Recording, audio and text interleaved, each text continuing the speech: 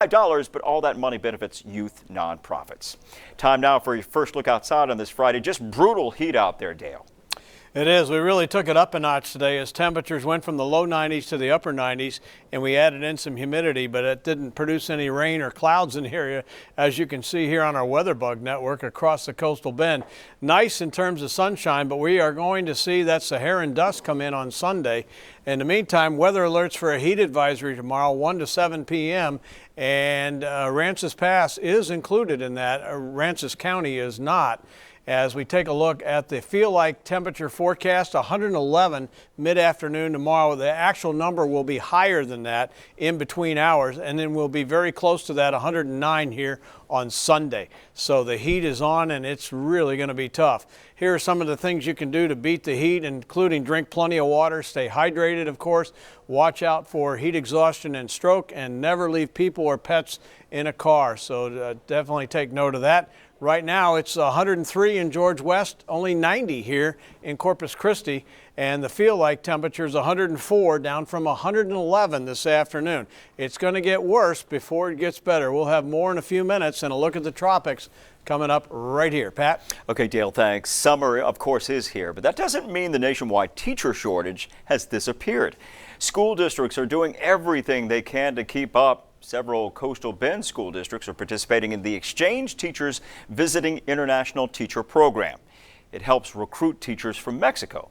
But educators tell us that that's not enough. And Texas A&M Corpus Christi wants to keep its recent graduates in the teaching profession. That was the idea behind a Beginning Teachers Institute on campus today. And our Greg Chandler stopped by to check that out. He joins us now in the studio with more on that. Greg, what were they talking about?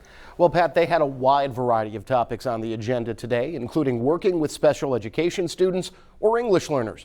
There were even sessions on classroom management and how to spot trauma in students. The goal, keep these young teachers teaching. And the Beginning Teacher Institute was open to Texas A&M Corpus Christi grads who've worked in the teaching field less than 4 years. Teachers from 20 districts came back to the classroom to learn how to better work with their students. One of the main reasons why we're doing this is, of course, to stay in contact with our teachers after they leave us, but we also really want to make sure that as a university, we're staying in close partnership with our local school districts. And today's institute was only open to pre-K and elementary school teachers, but Harper says she hopes to open it next year to secondary school teachers while upping the experience level to 5 years. You see, 40% of the state teachers quit within 5 years.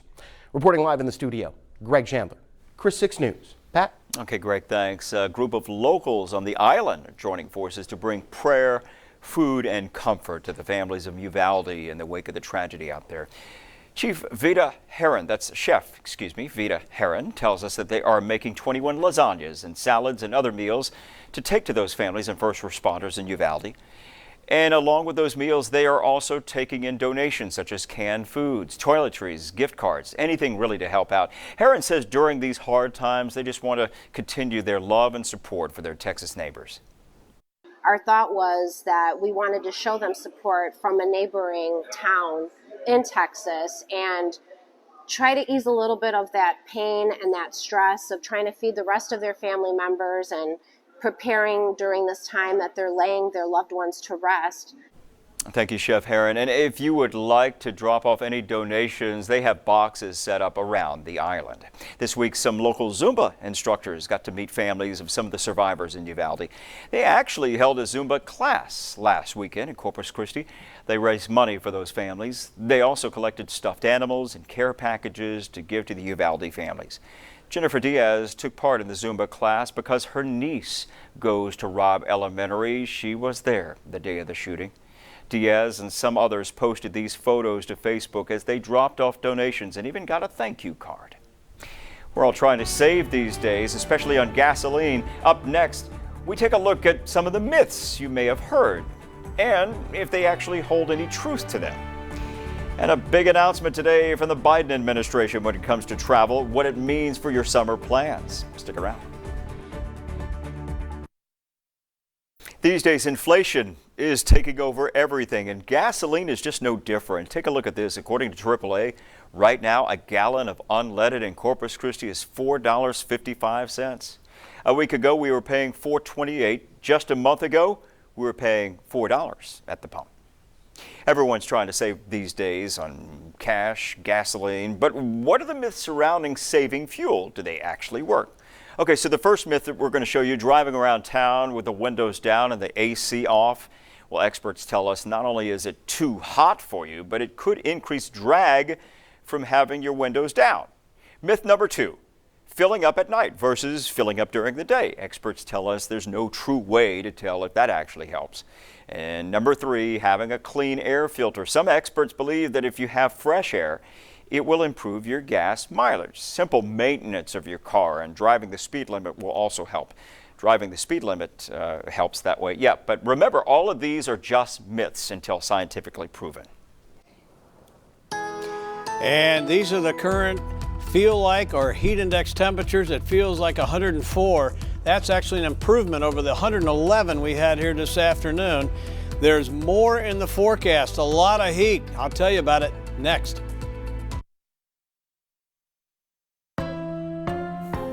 Just a few days from now, travelers will not need a negative COVID-19 test to fly. Right now, all travelers, regardless of vaccination status or citizenship, are required to test within a day of travel to the U.S. Today, the Biden administration announced that requirement will be lifted on Sunday. Many other countries have also lifted this travel requirement to increase tourism. Now, your Chris 6 weather forecast. And traveling to Texas means hot temperatures will be encountered by all, as we had 97 degrees today, 2 off the record high. Morning low was exactly normal at 75. Nothing normal about our rainfall situation, which continues to grow in deficit fashion there, minus 5.25. And oh, by the way, tomorrow's forecast high of 98 to 99 degrees will be a record high and very close to that here on Sunday. It's 90 right now, southeasterly winds at 18 miles an hour. That's our sea breeze going on.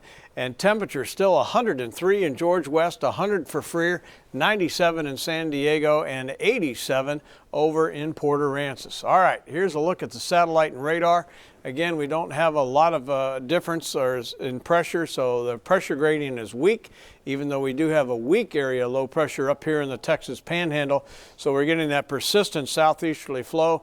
With low pressure moving out of the Rockies here into the Texas Panhandle, we will see an increase in wind slightly here on Sunday. So Sunday will be the windiest day of the weekend, but both days will be breezy to windy in value, and tomorrow will be elevated over today's levels. High pressure dominating with that dry air in brown. That's why we're not seeing any rain, and that high is going to stay put over the weekend and then migrate north and eventually open up the tropics. And here we go with that upper level high sitting over the Missouri River Valley. That's on Wednesday evening right there.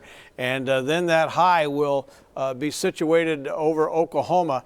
And again, it's going to be so massive that it's going to divert this tropical moisture down to the south, to our south. There have been some projections that this was going to send a storm up this way or something like that next week, or rainfall, and it just doesn't look very promising to me at all as far as rain, and I don't see a storm at all coming out of that area next week. So we are good there. We're not good on the heat with a heat advisory until 7 o'clock tomorrow night.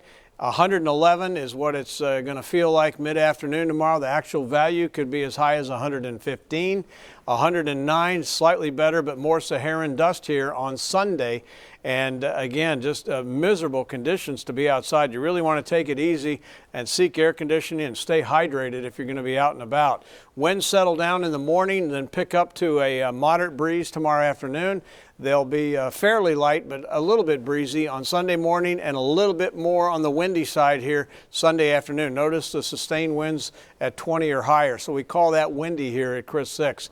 As far as the marine forecast for tomorrow Saturday, not bad. Choppy bay waters though, extreme UV index, plenty of sunscreen needed, low rip current risk, and tropics that are quiet. System forming out here in the Pacific stays in the Pacific, so no problem there. The problem on Sunday is going to be this Saharan dust coming in that'll last through Thursday of next week, making it very hazy in the South Texas skies. Now beyond that, we are going to see this moisture pick up down to the south, but again, that big high sitting up here is going to drive it into Mexico, although the 8 to 14 day outlook does call for above normal rain here, but that takes us to the 23rd of June. Tonight, 76 degrees, 98. Breaks the record of 97 tomorrow, 99 on Sunday, one shy of the record. Brutal heat and haze all the way through Tuesday, then just plain old hot and dry Wednesday, Thursday, and Friday. We'll have more with Pat right after this. This is your 6 Sports Report. Welcome back. We now turn to sports, where there are some very exciting times for everybody going on all around the Coastal Bend. The Sinton Pirates, the London Pirates. Our Alan Harwell joining us now live from Sinton right now with how that community is celebrating out there, Alan. All right, if you're the Pirates and you wear maroon, you're a pretty good ball club, without a doubt. As the Sinton Pirates, the champions of Class 4A, just arrived here about 30 minutes ago. The bus is here. Got a couple players we'll talk to in a moment, but let's first talk about London. They made headline news today. They won their state semifinal in Class 3A, and they advanced to tomorrow's championship game. Patrick Johnstone has all the information from Round Rock. Let's go to him. Back-to-back years, the London Pirates have played here at Dell Diamond and Round Rock, and despite being underdogs today, they got the win. Beautiful day for baseball at Dell Diamond up in Round Rock. Landon Salinas coming to bat in the top of the first. Just put it in play. Salinas pops it high on the infield, but the infielders can't catch it. The drops for a hit, and London takes a lead with a 1-run. The fans are loving it. Let's go to the top of the third. Jaden Martinez right up the line into right field. He's going to end up on third. That scores a run. London with the 2-0 lead. And then continuing into the bottom of the third, Gunter's going to respond. Cade Budd pitching to Mason Sadler. Another rip up the right field line. Another RBI triple. Gunter cuts the lead to 2-1, but Budd would lock it down. Strikes out Caden Rigsby to end the inning. Still 2-1 after 3. Let's go to the top of the fifth. Salinas again. Ground ball past the diving shortstop. Another run scores to make it 3-1. They'd add another run. Let's go to the top of the seventh.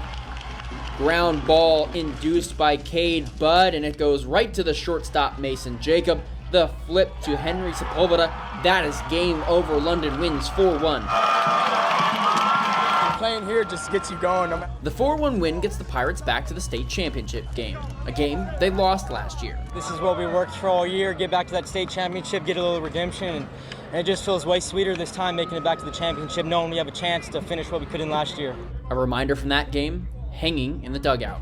We were in the same dugout last year. We put that up on the bulletin board just as a reminder of how quick that game could turn on you. Co-head coach Albert Amaya saying his squad played a complete game Friday. I'm just so proud of our boys, the way they came out and competed. Cade Budd on the mound today, he took charge. We just got behind him and we made routine plays and got the timely hit when we needed to. Yes, sir. Senior pitcher Cade Budd worked out of some tough situation, scattering 6 hits, striking out 8, and getting the complete game win. I just stayed calm, not trying to do too much. I knew my defense would make some plays. I think we got one of the best defenses in the state. So I just went in there, pounded the zone, and let my defense make plays. And the Pirates are looking to finish what they couldn't last year. It feels amazing. I mean, to be able to come back here like we lost last year, it just feels amazing to get back to the spot. It's feeling even better tomorrow when we win that too. And the Pirates will try to avenge that loss last year with a win on Saturday. They'll be playing Brock, first pitch here at Dell Diamond, scheduled for 9 a.m. Reporting in Round Rock, Patrick Johnstone, Chris 6 News. That's the